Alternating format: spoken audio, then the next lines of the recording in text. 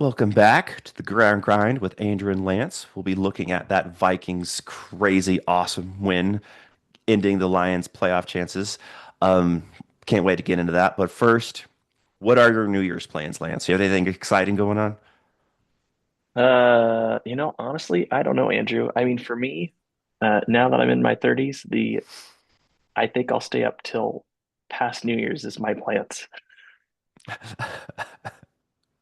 That's it. Yep. That's kind of it Especially for me. especially dad of multiple kids. You're like, if when it's time to go to bed, it's time to go to bed. Well, I'll just share this as a funny thing, Andrew. So, for those that don't know, the church that I'm a part of, we are we'll just say we're encouraged to not drink alcohol. So I personally, for many reasons, choose not to drink alcohol. Besides that. hmm Um, But I'm the type of guy that, if I go out with a group of guy friends from my church and we go out and the waitress is coming up to the table about to take our order, the deflation on their face as soon as we say just water is hmm like immense, because hmm uh, understandably, your tip's going to get a lot smaller catering to a hmm table of, burgers, fries, and water. It's just not a very exciting. So Yeah. I'm just that's the type of person I am. I don't do, I mean, like for me, it's like eggnog. Eggnog is like my drink of like, wow, it must be an awesome day and having a glass of eggnog here. Which here's a question for you. Are you an eggnog person or no? I'm not, I don't love it, but I can work with it kind of a thing. It's not my favorite thing, but if it's presented in like at a Christmas party or something and say, here's your eggnog, I'll drink it. I won't say, no, thank you. But I'm not searching for it kind of a thing. That's where I'm at. We're on speaking terms. Okay.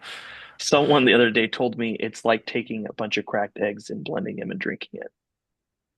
So I've never been able to get that image out of my head. Interesting. I still like it.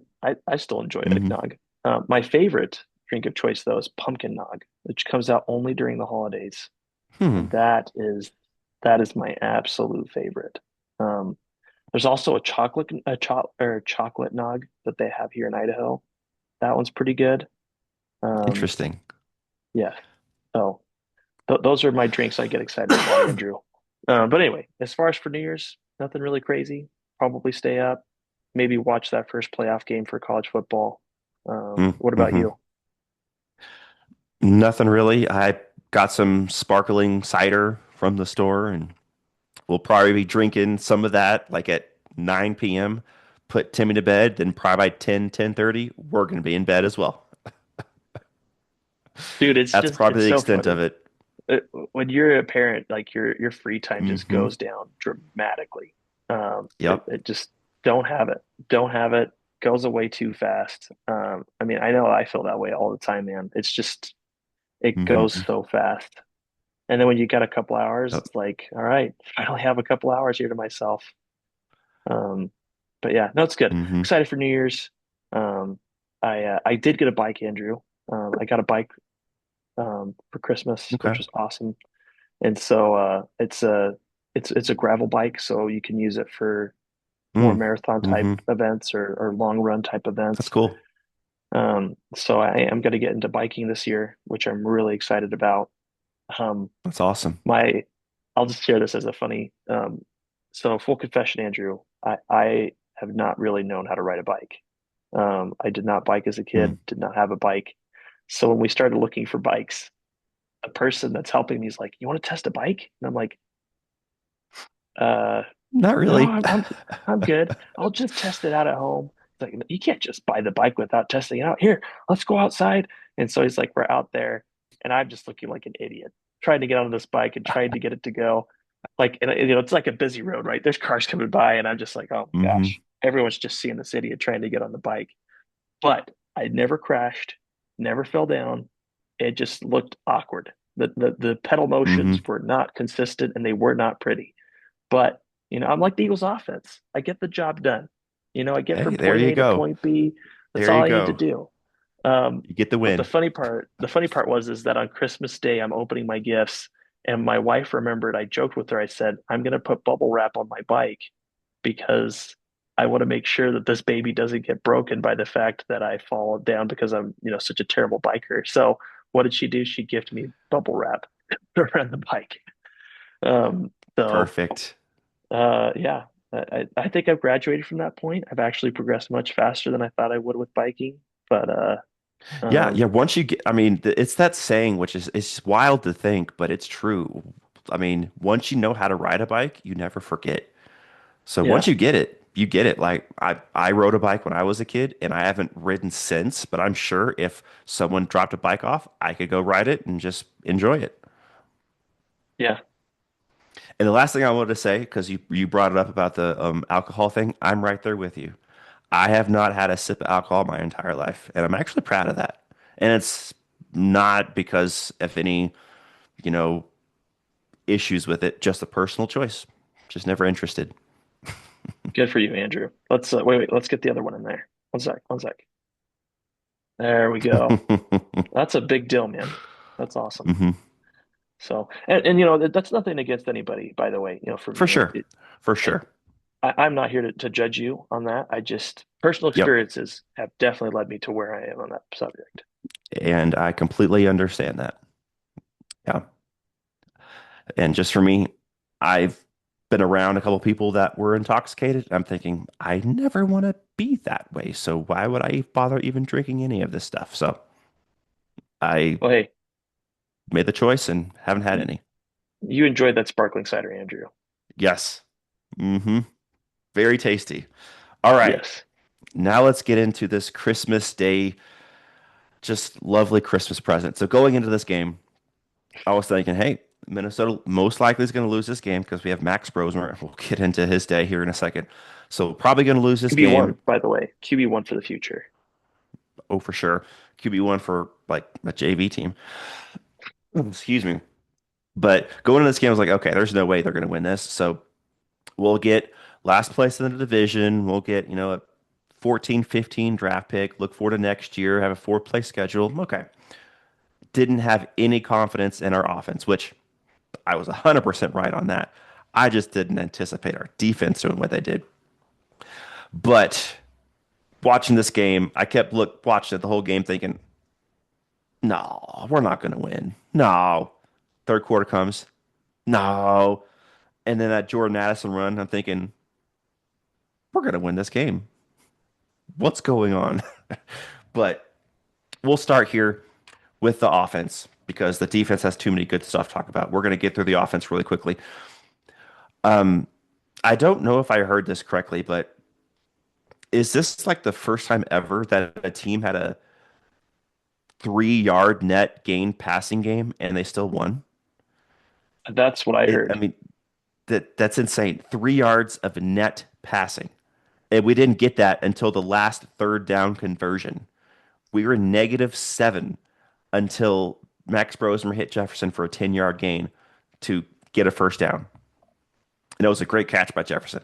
But 3 yards net passing from Max Brosmer. And I got to put some blame on KOC because the play calling wasn't the best for what Brosmer could do because you saw him out there. He did know what he was looking at. He was hesitating all day long. He took 7 sacks against a defense that it's got Aiden Hutchinson, sure, really good defensive end. But outside of that, there's no really body on that defense that you have to game plan for, so to speak. So 7 sacks against the Lions D line, it's not that great. That's on the quarterback. That's on his hesitation. There were a couple times where Hutchinson or one of the other guys broke off the line quickly and Brosman had no chance. Absolutely. O line didn't block him on those plays. But more often than not, Brosman was sitting back there, tapping the ball, playing, patty cake with the football, not knowing what he saw, not having confidence to throw that ball. He had 16 official pass attempts, but there were probably like 30 called pass plays. That's because he was sacked so much and he had 2 carries because he just didn't know what he was seeing. So that a little bit of that is the game plan. You got to quote unquote dumb it down for him a little bit, but he didn't do it. He wanted to give him the full thing. He had a 9 QBR That's not good at all. 62 passer rating, which I think that's higher than he deserved. Um, and it just was bad. Jefferson only had 5 targets because he only had 16 official attempts, 4 catches for 30 yards. Aaron Jones was our next highest yardage receiver, 3 catches for 10 yards. I mean, it was just bad. Jordan Addison had no Crazy. catches, 1 target the whole Crazy. game. And that target, I don't think should have been caught. It was a little bit outside Addison's reach. Could he have caught it? Maybe, but I'm not going to count that one as a drop. That one was a little bit outside Addison's reach. So he's had drop issues this whole year. I've brought that up, but this wasn't on him. It was just awful. We had one good play, and that was that Jordan Addison end around, which was a Hmm. beautiful play call. The Lions weren't expecting it, and he just goes on the edge. Nobody there, dives in for a touchdown, and when he scored that touchdown is when I knew we were going to win.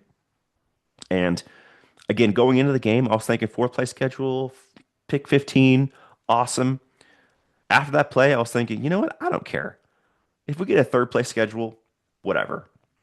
That's 3 different games as opposed to a fourth place schedule, 3 different games. The only one that truly is going to matter is we'll either get um, Rams, 49ers, or Seahawks as opposed to the Cardinals. That's the big change. The other ones is like we're going to get probably instead of the Titans, we'll get the Colts. And I don't think the Colts are going to be all that great next year because the quarterback play is going to be a question mark. So it's like, yeah, I don't care about that. The 49ers, Seahawks, Rams, as opposed to the Cardinals. That's a big change. That's one game. And honestly, these teams have cakewalk schedules. They're not super duper prepared for the playoffs because they haven't played any good competition. So I the schedule itself I'm okay with. And then now we're picking at pick 17 or 18, which is 3 spots difference. That's fine, whatever. I just completely enjoyed us ending the Lions season. They're eliminated from the playoffs. They had a very small chance anyway. And I guess the one downside is we helped the Packers clinch a playoff spot, which I mean, we had to do it for somebody. Um, I, I mean, but yeah, I think that's inconsequential. yeah, Yeah. yeah. But the offense was just awful. I mean, we had 158 rushing yards, which only reason because of that was the end around. Outside of that, we had maybe like 80 rushing yards. So it was bad all the way around, but we had a lot of players that we shut down. Like Darisaw was shut down, Ryan Kell was shut down. Our O line is just ravaged, and then Max Brosmer just wasn't ready. But now let's get to the good stuff. Let's get to the defense because this was insane. First, Jared Goff had 2 plays where he caused the fumbles. There was one snap that he didn't control that just went by him, and Van Ginkel just jumped right on it. The second one, he grabbed it, and then again, he couldn't control, and then Van Ginkel again jumped on top of him, ripped it away. Another fumble recovery. Jared Goff had a horrible game this game. He had Yeah. that interception to Harrison Smith was just bad. Yeah. The other interception to Byron Murphy, he just chunked it up because he was getting pressured. That was just bad. But Brian Flores, to me, I don't know, you feel your DC is awesome too, which he is, but Brian Flores to me is the best DC in this league. That's Especially fair. these past few Yeah. weeks, he's been insane. Just Hmm. his scheme is so good. I love his aggression. Like there are some schemes where you blitz a little bit, you're a little aggressive in certain spots, you back up in certain spots. Brian Flores is all gas, no brakes. Can you beat his defense? Absolutely. Last year, quarterbacks like Jared Goff and Matthew Stafford picked his defense apart because they knew what they were looking at. But the thing with Flores is he adjusted. Jared Goff, the 2 games against Brian Flores looked awful because Brian Flores adjusted. He brought pressure up the middle instead of just on the sides. And if you're truly watching, I think it's interesting because his scheme is a way to where he opens up a lane for certain guys to get to the quarterback because he'll have a linebacker shoot the gap, not go after the quarterback, but blow up the running back or the extra blocker, take him away So a different linebacker or edge rusher has a free shot where they're not both going after the quarterback and then having bad luck to where one gets blocked and the quarterback escapes. He is 100% aiming at the running back. You, like Eric Wilson or whoever it is, Dallas Turner, Van Ginkel, or Blake Cashman, whoever it is, you destroy that running back. Get him out. He doesn't block our guys. The rest of the guys go after the quarterback. I mean, you'll see it where they're shooting the gap and they're going the opposite way of the quarterback. It's wild to see, but it absolutely works. And that's Brian Flores being just a masterclass genius in this scheme. And again, some of those turnovers, we had 6 turnovers this game, which was crazy. Some of those were on Goff, dropping the ball. Van Giegel just picks it up, bad throws. But that's because he was confused and he got pressure all day long. And excuse me, he Brian Flores adjusted his scheme again against Jahmyr Gibbs. Last year, Jahmyr Gibbs destroyed the Vikings. He was running all over us. He made us look silly. It was bad. This year, both games we held him under 50 yards rushing. That's phenomenal. He hasn't, I think we're the only team that's done that all year long. And we did it twice. I think the first game he was like in the 20s. This game he had 41 rushing yards and he only had 23 receiving yards. He had a total of 60 something yards, 64 yards, no touchdowns. Just awesome. And it's wild because both games were against Detroit.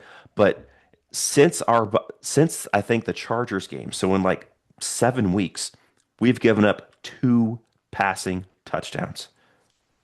Two, both against the Lions, ironically. And this one, this past game was a jump ball where Tesla just barely caught it. Great catch by Tesla. That was awesome. But he was not open. He just out jumped our defense. Great play. Can't say much about it. Defense was there. He just made a play. Happens sometimes. But our defense has been phenomenal. And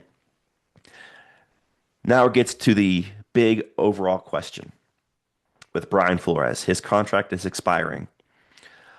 We tried to re-sign him in the offseason this year, but he bet on himself, which was a fantastic move. And he said, I don't want to re-sign right now. Let's wait till the offseason this coming year and we'll talk about it. And he made that decision, and he's been amazing this year. And there's been reports that like the Cowboys are interested in him as their DC, and there's other teams that are gonna have head coaching jobs available. And then press conference on Monday, Kevin O'Connell was saying that they've had amazing dialogue. They love him here. He loves it here. Kevin O'Connell absolutely wants him here as long as possible. They have good conversations. They work well together. And then Flores had a press conference, said the same thing basically. Like, I love Minnesota. I love this team. I love what we built. Sometimes business is business, but I would love to stay here somewhere along those lines. I'm of the point, and maybe this is just me being hopeful, but I don't think he leaves for a lateral move. I don't think he leaves to be a DC somewhere else because he is the designer and the recruiter for this defense. Like he has basically full control of personnel decisions and everything. Not full control, but almost. Like he has strong opinions and those opinions matter. He's not going to have that initially going some like the Cowboys. The personnel there isn't the personnel that he would have handpicked. He handpicked most of these guys on this team. So I don't see a lateral move being the decision unless the numbers just way outweigh what we're offering, which won't happen because our ownership, which Brian Flores basically said is the best ownership in the league, which I can't disagree with, they will not be cheap. If let's say the Cowboys offer him something crazy like $20 million a year, it's not going to happen. But let's say they do. They offer him $20 million a year. The Wolves will absolutely match that. Okay. They're offering you 3 years, 20 million. We'll do the same. Do you need more? We'll offer you more. I basically want them to give him a blank check. Like, you tell us what you need because his defense has been crazy good. Now, if he gets a head coaching offer, he's gone. 100%. No doubt about it. But I don't think he's going to with this legal situation still happening, with the litigation on the league that he's still suing for. It's made progress, but it's still out there. It's still pending. So I don't think anyone's going to give him a head coaching job while he's suing the NFL. I think the owners of the league are not going to allow that to happen in their owners' meetings or whatever they do.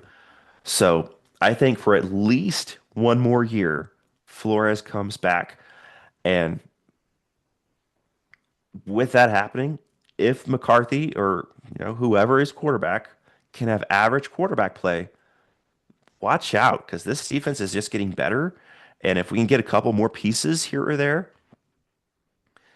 I mean, I truly believe that momentum, confidence, and rhythm going to the end of the year matters for playoffs, also for the following year. And a great example is actually the Lions, who we just ended their season.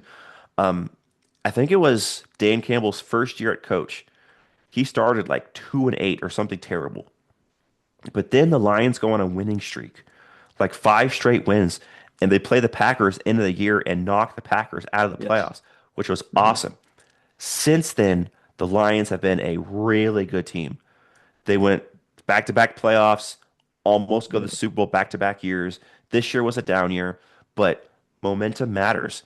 And the end of that year, Dan Campbell's first year, they had a momentum. They saw what they were doing. Things were looking positive. They knew they had something going here. And now Minnesota has won what, 4 straight, 5 straight, 4 straight. And if they win on Sunday, they play Sunday. It'll be 5 straight, and they're going against the Packers, probably third stringers because the Packers have no reason to try to get their players hurt. So probably the Vikings are going to win. 5 straight wins heading into the offseason. It's going to be interesting. I personally hope McCarthy plays. I know he's dealing with the hairline fracture in his hand, so I think it's most likely leaning toward a no. But I hope he plays because I want to still see him get more reps, just more reps. Even if his hand is like 80%, okay, I think that's good enough to go as long as he can grip the ball and get the ball out accurately.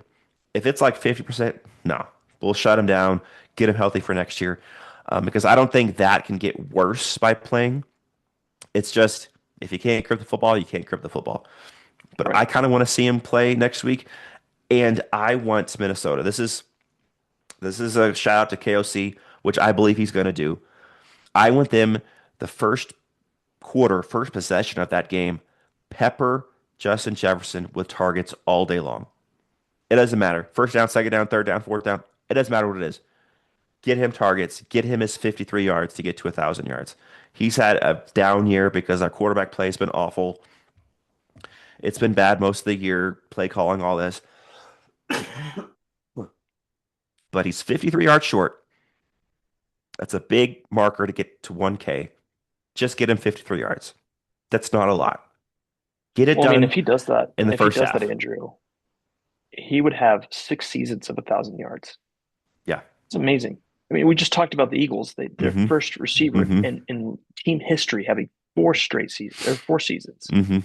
I mean, that's a huge accomplishment. Huge Yeah. accomplishment. Yeah. So, and I want them to get that done immediately. That's their first goal in this game.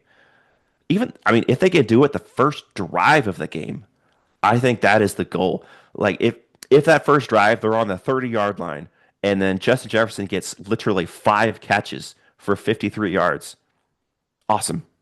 That's the goal. That first drive it doesn't matter. All pass plays to Jefferson. That's what I would do. That first drive, just get him his 53 yards and maybe pull him because you don't want him to worst case scenario get injured something that's going to take a year to recover and then he misses next year. Get him his 53 yards. Get him off the field. That's what I would do. Get it done early and then say, all right, thank you, Justin. Sit down, help your team, coach your team on the sidelines. We need you next year. That's what I would do. Focus on that beginning of the year, beginning of the game. Hmm. Um, but yeah, overall defense was awesome. And another point I wanted to make on the Lions is the combination of just Dan Campbell and Jared Goff isn't going to do it. It isn't going to do it. I mean, we were kind of on the side beginning of the year that losing their coordinators was really going to hurt them. And at the beginning of the year, it looked like we were wrong because they were playing really well. But Hmm. here of late, they've been playing Seen pretty it. poorly.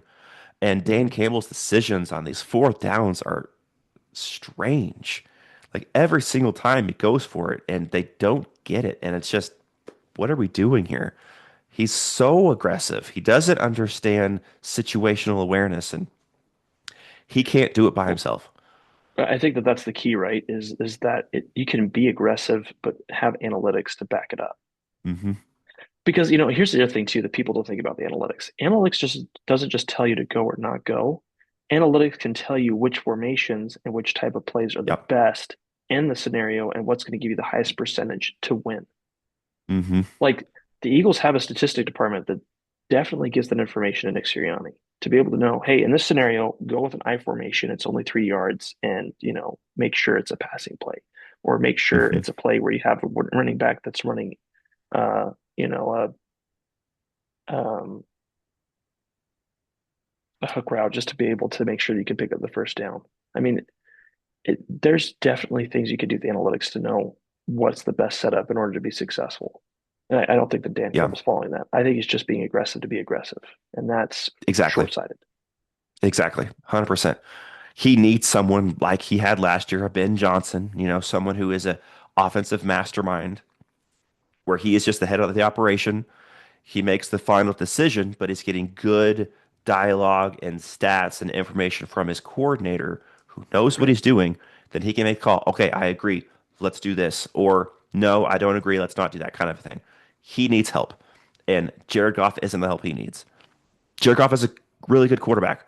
I've been kind of down on him only because my viewpoint, and I've said this before, is he's a really good quarterback, but he's not one you're going to win with. He's one you can win and be, excuse me, not win because of, but win with. Like if you have surrounded other pieces that he just needs to get the ball to these guys and Mhm. just ride the super squad kind of a thing, absolutely, he can win.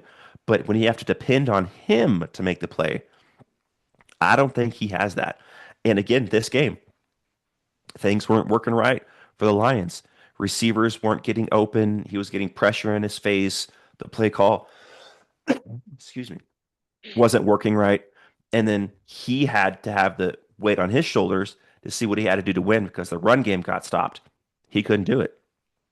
He was throwing interceptions, fumbling the ball because he needed to win the game. And I don't think he's that kind of quarterback.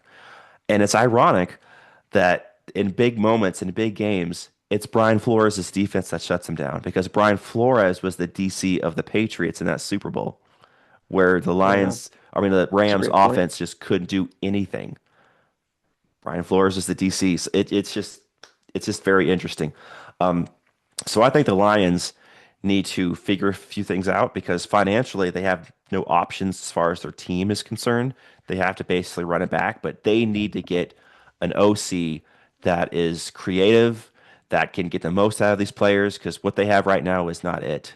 They really miss Ben Johnson right now. And it's ironic that that's who they play last week of the year, which doesn't matter for either team now because the Lions clinched the division. I mean, the Bears clinched the division.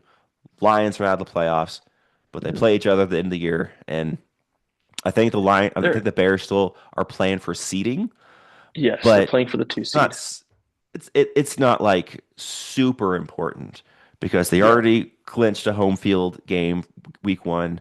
Lions are already out of the playoffs, so they're probably going to play their starters. So it's going to be starters versus starters because the Lions have nothing to play for. It'd be interesting to see, but I think that Ben Johnson's going to want to prove something because I think it was week two that they played this year where the Lions just destroyed them.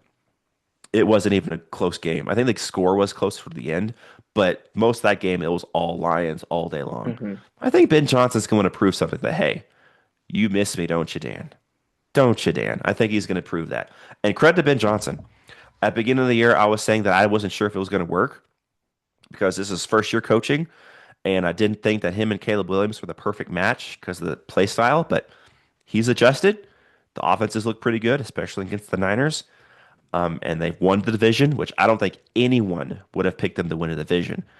Making the playoffs, certainly some people probably picked that, but no one outside of actual Bears fans would have picked them to win the division. And here we are. Here we are with them winning the division, and the Lions have a chance to have last place in this division. If Minnesota wins, Lions get last place, which is crazy. Crazy year in the NFC North.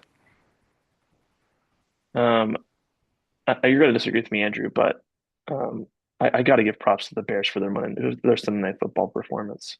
That was a big Oh, boy I don't game. disagree with that at all. I mean, Caleb Williams had some throws where I was like, yup, that's what he can do. He has that kind of talent. It was an amazing performance. And um, outside of that pick six that they had at the beginning of the game, their defense looked terrible as they always do. I think that's going to be their downfall. But their offense Yeah. was humming. It was great. And Luther Burden getting hurt. That's Hmm. going to be a problem as well. I think that's low Oh, key going Dunze's to be still hurt something too. that too. Yeah, their offense, they don't have a lot of guys. They don't have a lot of dudes out there anymore. That's going to hurt them a little bit. They still have Loveland, and I think that'll help. And they also have Yeah, Kmet. DJ Moore. So yeah, I was just talking about from the tight end spot. Kmet Mm-hmm. and Loveland are Yeah. still good. DJ Moore's a good receiver. Um, Mm-hmm. so we'll see what happens on that front. I was really impressed by that game. I did not For expect sure. to see that type of Bears performance, and it was Absolutely. I think that's your game of the year probably so far. Mm-hmm. I mean, just the way everything went down. We even got the Chris Collinsworth praise Mahomes mention, which was kind of funny. Uh, nice little fourth wall break Mm-hmm. there, as our friend Dallin referred to, and it's fair. Mm-hmm. That's a fourth wall comment. Um, but I give the Bears props. They looked really really good, and They I don't know did. what to make of that defense because some games the defense of the Bears has been good. The one thing that you say that I think is a fair critique though is they have noticeably played bad competition. And so that does make you look a little bit better. And that's what makes the playoffs hard, because you talk about the Eagles and Mm-hmm. it makes it tough because when you look at their schedule, it has been a very tough schedule for the most part.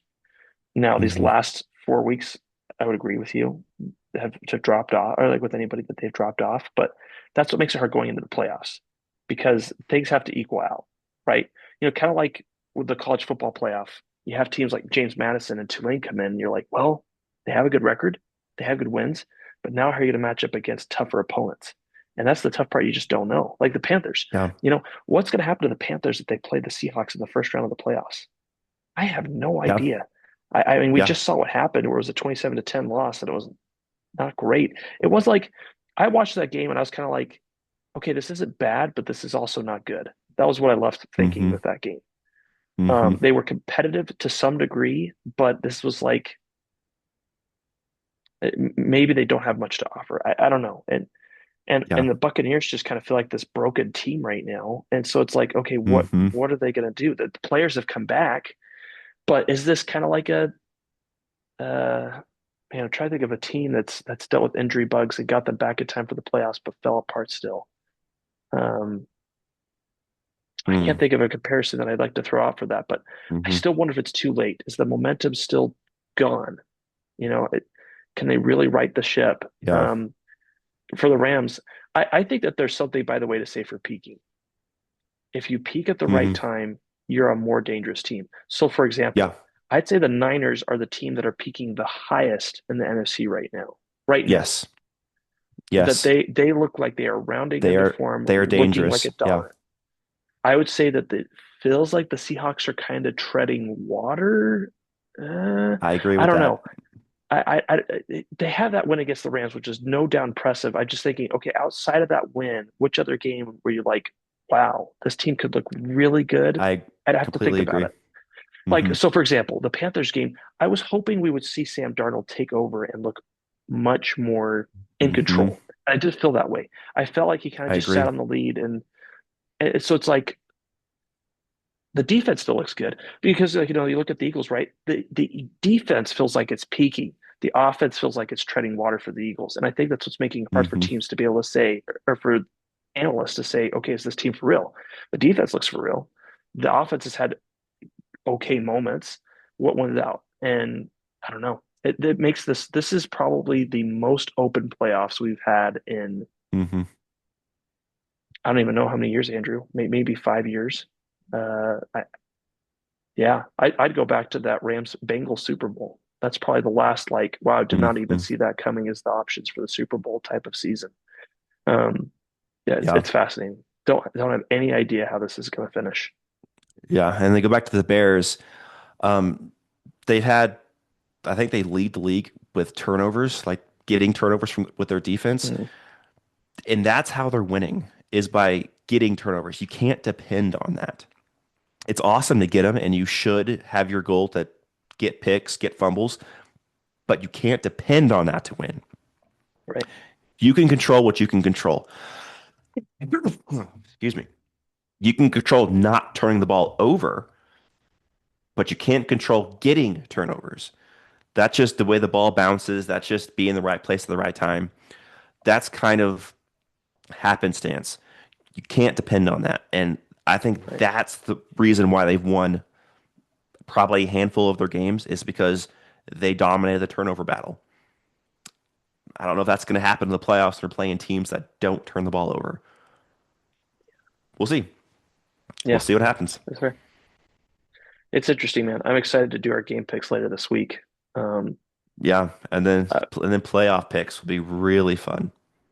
yeah, that one will be good too. Are we going to do confidence picks the ways that we did for the regular season for the Probably, playoffs?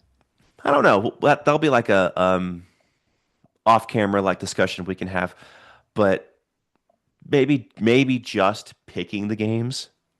Okay. Maybe I'm not sure. We'll figure it out. We'll figure it out. Andrew, quick side note. I am in the 2000s for my picks this year. Okay. On Yeah, this, we yeah. both had pretty good weeks. I think we got like you edged me out by like 10 points or something, but we handled the group this week. Like We sure we were did. 1 and 2. Yeah. Well, no one believed the Eagles would win. That was one game. I'm trying to think of other games we picked different from the rest of the group. But yeah, man, it was a good week. Hmm. It was a really, really good week. So It was props to you. my biggest loss was the Vikings. I had no confidence in my team. I feel bad for Uh, that. Sorry, guys. I yeah, have no that confidence in was. Max Brosmer, but the defense showed Oh, up. you picked the Ravens. So props to you. I forgot to go back and revisit that pick, but you picked the Ravens, right? Yes. And I picked the Yeah, Browns. that's right. You also picked the Browns, which I still can't believe, man. That what what a Hmm. garbanzo beans team the Steelers are this year. That is what one of my favorite analysts says, and I love it. Garbanzo beans. It's just lame, just so lame. Um, and the Dolphins and the Buccaneers, I don't even understand that game. I know. I know. Bulls might have What are given we doing, McDaniels his Baker? job back. Come on, Bulls. We were so close to getting McDaniel out of Miami. Hmm. Now they're going to think they have false hope. Come on. Hmm. Yeah. I don't know what's going on with the Bucks. The Bucks and the Colts started the year so strong, and then they ended so poorly. And I think it's more on the Buck side because the Colts losing their quarterback. They were struggling before they lost Daniel Jones, so it's not all that. But the Buccaneers were getting healthier after their bye week, and then they played worse. So I think it's more on them having this bad losing streak than the Colts. So Well, Andrew, the it's only thing I can say on the Colts front is I've heard rumors that Shane Steichen is out in Indianapolis. And if oh, that's the you think case, he might be coming back? bring him back, baby. Bring him Uh-huh. back. I don't care what you have to sign it to. Bring back Shane Steichen. He's Jalen Hurts looked the best with Shane Steichen. Yeah, he did. And I would love the two of them together. I think that'd be great. So we'll see Yeah, if it it's happens. possible. It's possible. And it's possible that they cut ties with Anthony Richardson and he could be available. And who knows what will happen with that.